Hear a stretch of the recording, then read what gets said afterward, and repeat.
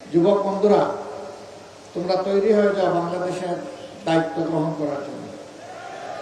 আজকে যে নাহিদ ইসলামকে এখানে আমরা প্রার্থী করেছি, এই নাহিদ ইসলামরা ইনশাআল্লাহ আগামীতে বাংলাদেশ নামের উড়োজাহাজ যেটা, ওইটার ককপিটে ওদেরকে পাইলট হিসাবে, ক্যাপ্টেন হিসাবে বসাই দেবে।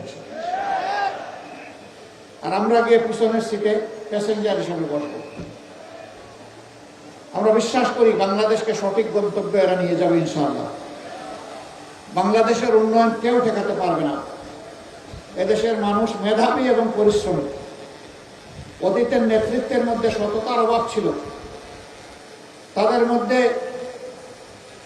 দুর্নীতি থেকে হাতকে মুক্ত রাখার সেই শপথ ছিল না, দেশের প্রতি দায় ছিল না। এই জন্যই বাংলাদেশ আগাতে পারেনি। আমরা আশা করব যুবকরা আমাদেরকে হতাশ করবে না ইনশাআল্লাহ। তারা আমাদেরকে সামনে নিয়ে এগিয়ে যাবে। আজকে একজন যথার্থই বলেছেন, এখানে দুইজন প্রার্থী আছেন, দুইজনকে আপনারা ছিলেন। নাহিদ ইসলামের জন্ম এখানে, বেড়ে ওঠা এখানে। আমি মার কাছে মাসির গল্প শোনাতে চাই না, আমার চাইতে নাহিদকে আপনারা ভালো ছিলেন। কিন্তু এটা বলতে চাই, ইনশাআল্লাহ ইনসাফের বাংলাদেশের পক্ষে জনগণের রায় আল্লাহর মেহেরবানিতে যদি অর্জিত হয়, তাইলে সেই সরকারে অবশ্যই নাহিদ ইসলামকে আপনারা একজন মন্ত্রী হিসাবে দেখবেন। আমরা হাতে হাত ধরে একসাথে কাজ করব, তবে শুধু 11 আসনের জন্য নয়।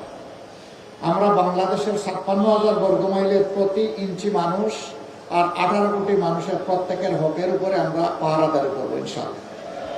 কারোর সাথে আমরা বেইনসাফি করবো না।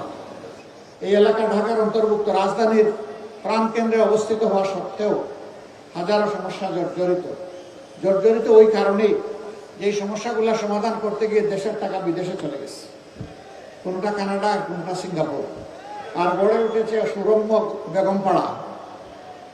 আমরা যদি সেই টাকাগুলো ফিরিয়ে আনতে পারি, আর আগামীতে আর কোন রাজনৈতিক দুর্বৃত্ত যদি দেশের টাকা লুণ্ঠনের সেই দুঃসাহস না দেখায়, বাংলাদেশ হু করে সামনের দিকে এগিয়ে যাবে ইনশাআল্লাহ। এই জাতির ভাগ্য বদলের জন্য 5টি বছর আমরা মনে করি যথেষ্ট। এরপরে বাংলাদেশ রাস্তা খুঁজে পেয়ে যাবে এবং সেই মহাসড়ক ধরে ইনশাআল্লাহ বাংলাদেশ এগিয়ে যাবে সামনের দিকে।